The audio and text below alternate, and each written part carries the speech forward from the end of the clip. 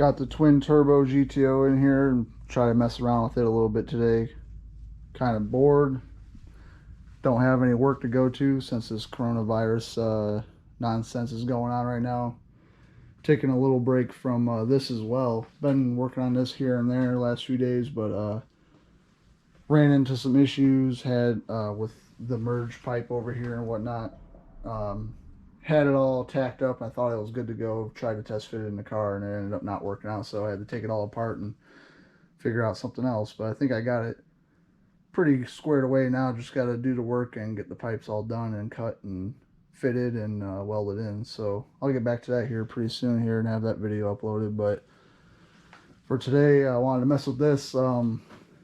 Still kind of tossed around the idea of turning both downpipes up, straight up in the air, and doing like hood dumps, or no hood I should say. I'm not going to cut a hole in the hood just to mess around with it, but I'm just going to turn this one around here, this 90, and chop it off, and chop this 45 off, and weld the 90 onto it, take the hood off, and just for fun, just to switch it up. This setup is getting ready to come out of the car here pretty soon. I need to start building the next setup on it. I have new turbos.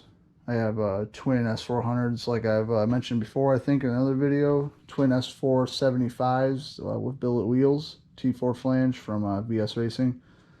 And I'm changing all this stuff here. This probably isn't going to be here like this. This radiator isn't going to be like this. The turbos aren't going to be facing back anymore. They're going to be turned to the side and going out the front and all that good stuff. But anyway. Oh yeah, I forgot to mention, after I do this with the downpipes, I think I'm going to toss the car back on the dyno and see what kind of power it will really make. Completely turned up, see if I run out of turbo or if the motor runs out of strength and blows, one of the two. These are twin 7265s, so they kind of got a smaller exhaust wheel on them, and I put a small T4 housing on there. So I don't know if that's gonna be restricting me or what on power wise, but I guess I'm going to find out here pretty soon. We'll see if she goes or blows.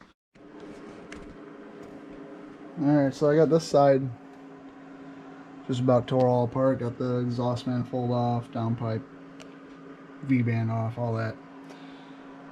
This is tight over here on the frame rail in these cars, so you have to lay the downpipe in there. And then put the exhaust manifold on. Oh, especially if you use like a stock truck manifold going backwards. So yeah, it's a little bit tight on there. Maybe if you make your own manifold, you might be able to get away with just setting the downpipe in there afterwards, but not on this.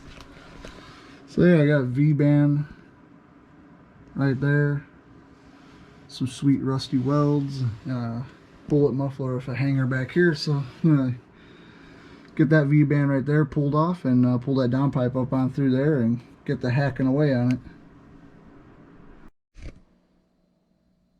As you can see here, I got the downpipe off. Gonna get it cut up here in just a minute. I gotta get this wrap off, but yeah, I'm just gonna cut it about right here, and then I'll probably end up extending, putting a longer straight piece so I can get it up above the cowl, because the turbo sits pretty low.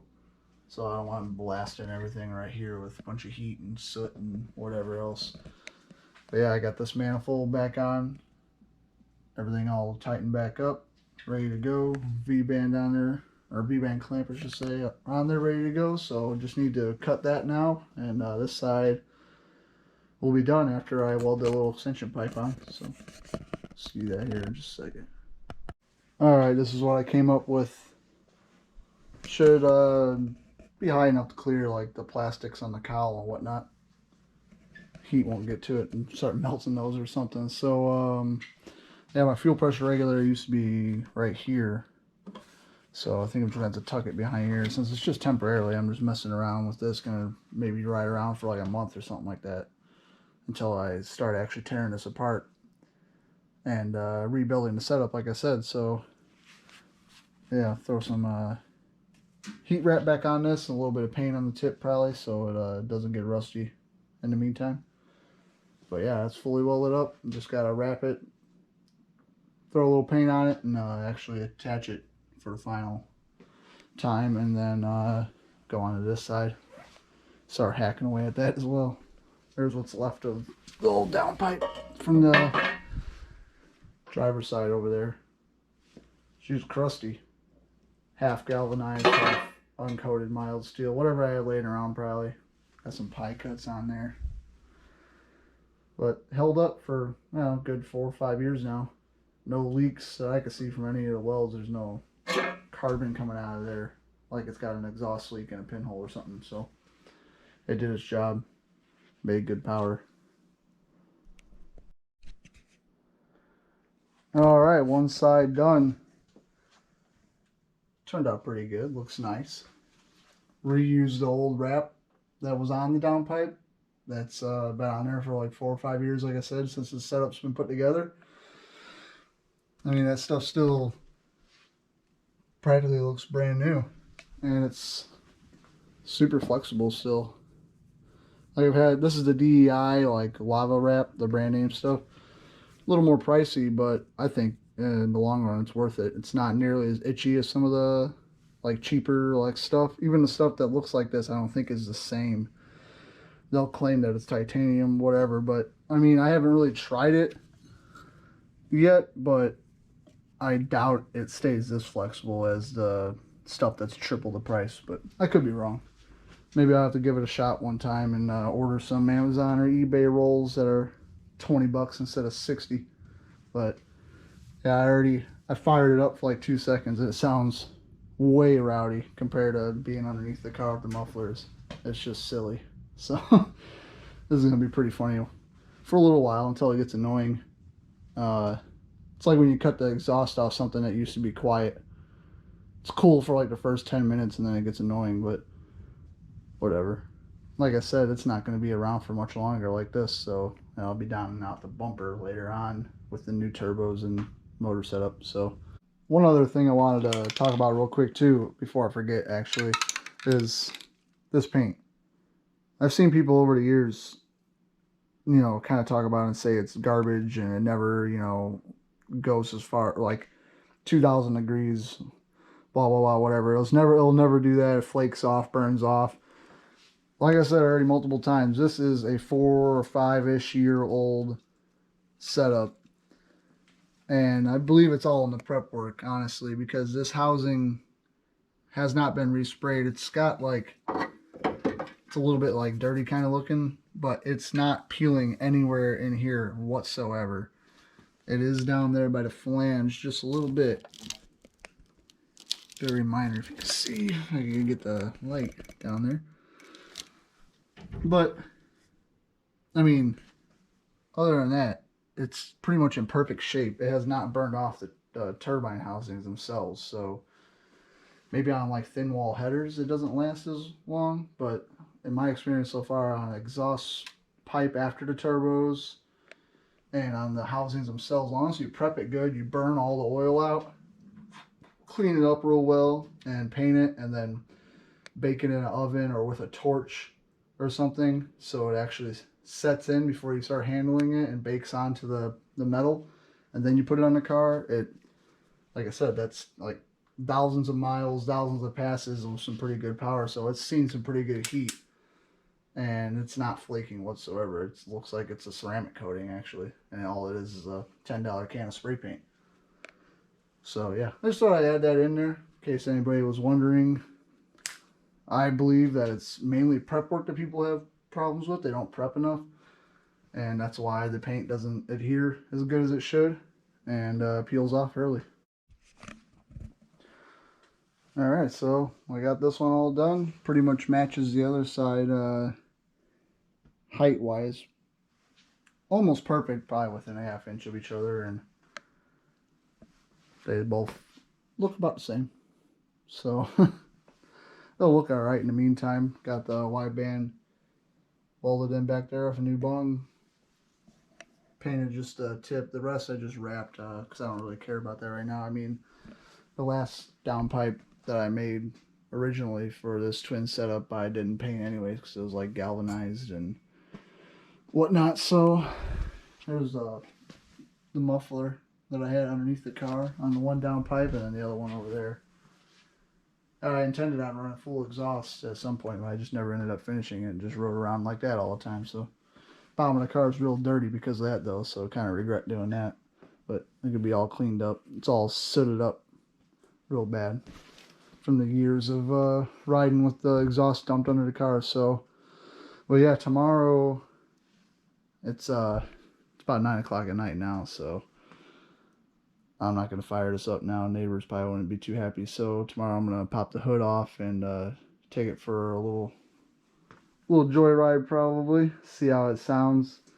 Let you hear how it sounds idling and driving and in boost and whatnot. Should be pretty sick.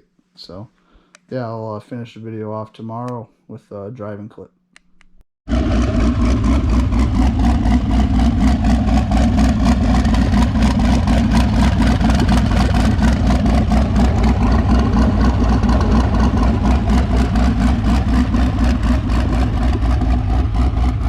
There she is, all loud and rowdy like.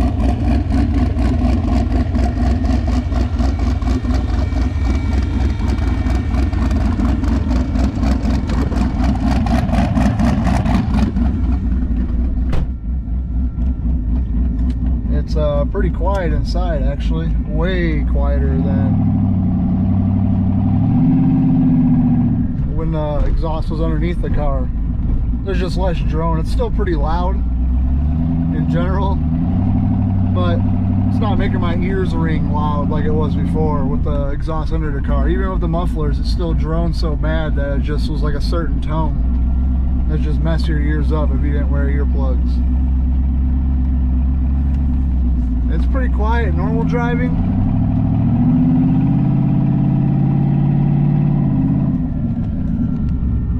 But when you're on the gas and you're in boost, it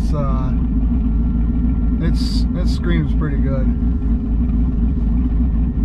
It's pretty obnoxious. I'm guessing outside you can hear this thing coming from a few miles away under full boost.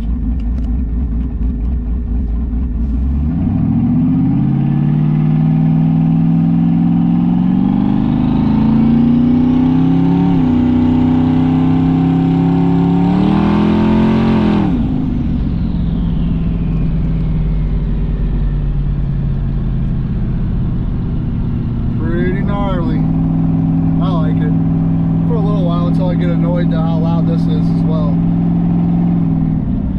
I'm not sure if you'll be able to hear anything I'm saying, especially if I'm on the gas at all, but I'm trying at least.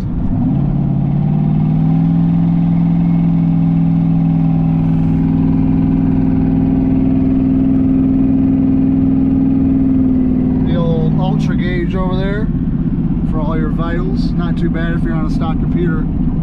That's a good way to add some extra gauges if you've ever seen one of those before. It's called the Ultra Gauge. You can get them on right off their website. I think they sell them on Amazon as well.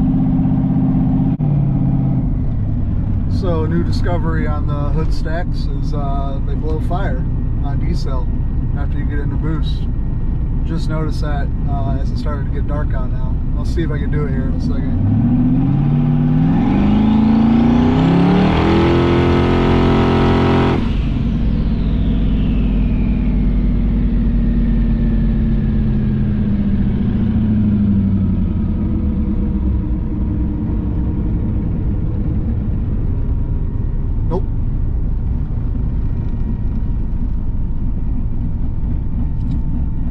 Try again in a second here.